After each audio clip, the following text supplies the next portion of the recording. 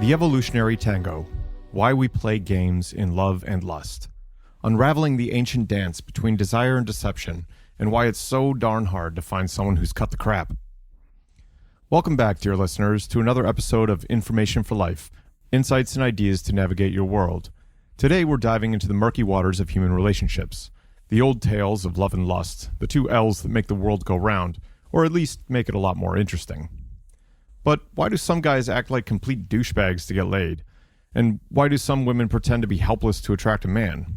Is it just social conditioning, or is there something more primal at play?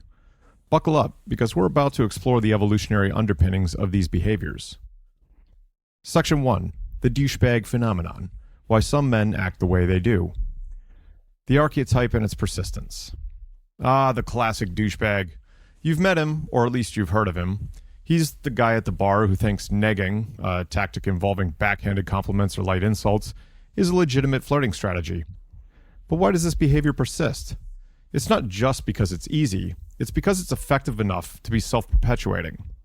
From an evolutionary standpoint, it all boils down to one primal goal, the dissemination of genes. The science behind the swagger.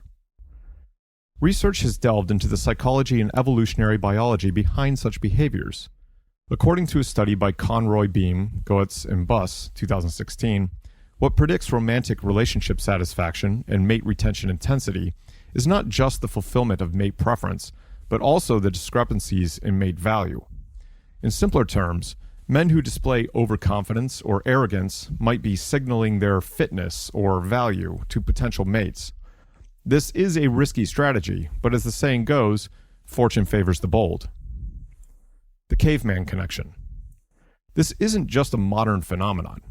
It has its roots in our prehistoric past.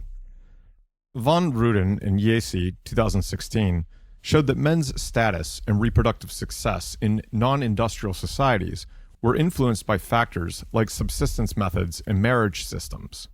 In prehistoric times, the guy who could bluff his way through a confrontation with a rival tribe member or a wild animal had a better chance of survival. Confidence, even when it's a facade, can be attractive. It signals the ability to navigate complex social hierarchies and environmental challenges, which would have been crucial for survival in ancestral environments. The paradox of attraction. Now, you might wonder why a modern woman would fall for this. According to Gracia, Lloyd, Wallen, and Fisher, 2014, there's a variation in orgasm occurrence by sexual orientation, suggesting that sexual satisfaction isn't solely determined by emotional connection. Sometimes, the raw, primal aspects of attraction take over, bypassing more rational considerations. The modern caveat. So the next time you see a guy puffing out his chest like a peacock, remember, he's just doing what his caveman brain tells him to do.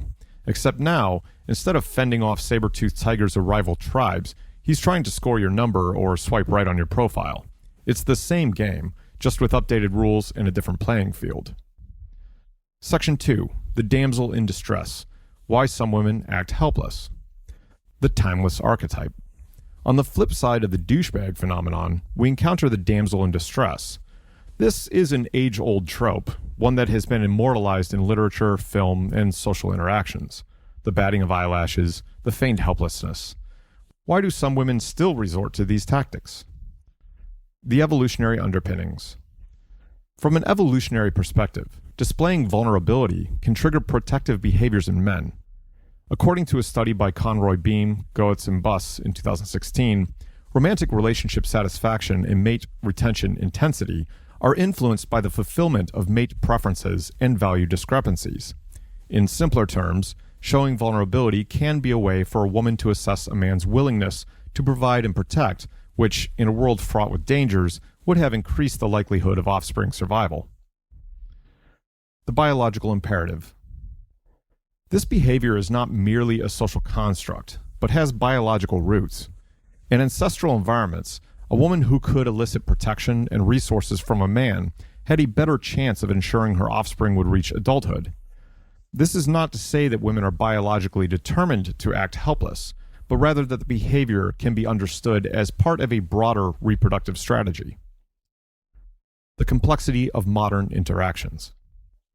However, It's crucial to note that these evolutionary behaviors exist in a complex interplay with modern societal norms and expectations. The study by Garcia, Lloyd, Wallen, and Fisher in 2014 on the variation in orgasm occurrence by sexual orientation suggests that sexual and romantic behaviors are influenced by a myriad of factors, including emotional connection and societal roles. Therefore, while the damsel in distress act may have evolutionary roots, it's also shaped and constrained by contemporary cultural factors. The modern caveat. So the next time you see a woman acting like she can't open a jar of pickles, don't be too quick to judge. She might just be channeling her inner cave woman, trying to find a mate who can fend off the metaphorical woolly mammoths of the modern world, be they financial instability, emotional challenges, or even literal dangers. Section 3. The rarity of authenticity. Why it's so hard to find truly confident and independent individuals. The elusive ideal. In a world where the douchebag and the damsel in distress often take center stage, the genuinely confident and independent individual seems like an endangered species. You might be asking yourself, why is it so difficult to find someone who embodies these traits authentically? The answer is more complex than you might think, and it's deeply rooted in our evolutionary history and psychological makeup. The evolutionary handbrake. Evolution has programmed us to be cautious, to weigh the risks and rewards of our actions carefully. According to von Ruden and Yacy in 2016, men's status and reproductive success in non-industrial societies were influenced by various factors, including their ability to assess risks effectively. This cautiousness is not just about physical dangers, but extends to emotional and social risks as well. Being truly confident and independent means confronting and overcoming these deeply ingrained insecurities, which is no small feat. The emotional landscape.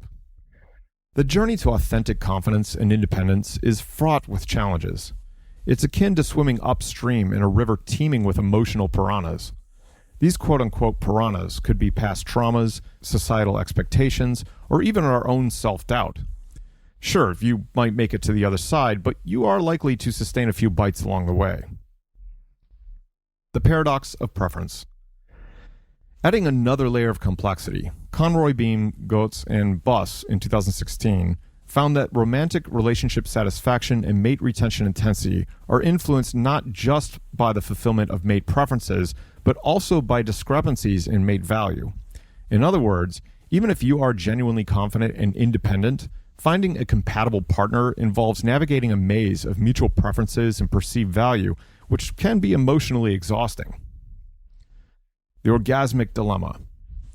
Moreover, Garcia, Lloyd, Wallen, and Fisher, 2014, showed that there's a variation in orgasm occurrence by sexual orientation, suggesting that sexual satisfaction is not a one-size-fits-all phenomenon. This adds another layer of complexity to finding a genuinely compatible partner, as even the most confident and independent individuals must navigate the intricate landscape of sexual compatibility. The final word. So, the next time you find yourself lamenting the scarcity of truly confident and independent individuals, remember that these traits are hard-won. They require a person to confront and overcome a host of evolutionary, emotional, and social challenges. And for those who do, the journey is often a solitary one, fraught with trials, but also the potential for immense personal growth.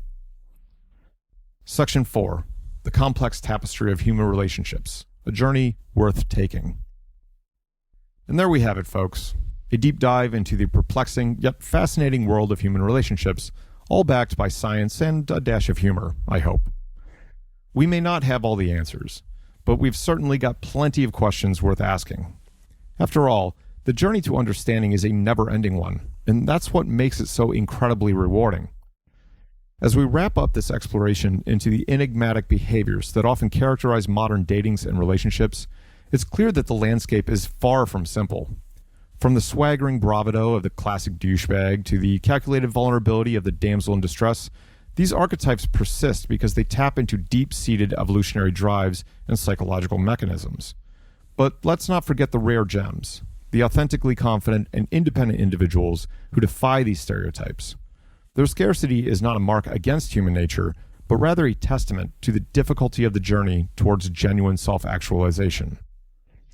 We've delved into the science, the psychology, and the evolutionary biology that underpin these behaviors. We've seen how risk and reward, deeply embedded in our DNA, influence our choices and how societal norms and personal preferences add layers of complexity. But at the end of the day, each of us has the agency to break free from these archetypes, to confront our insecurities, and to strive for a more authentic existence.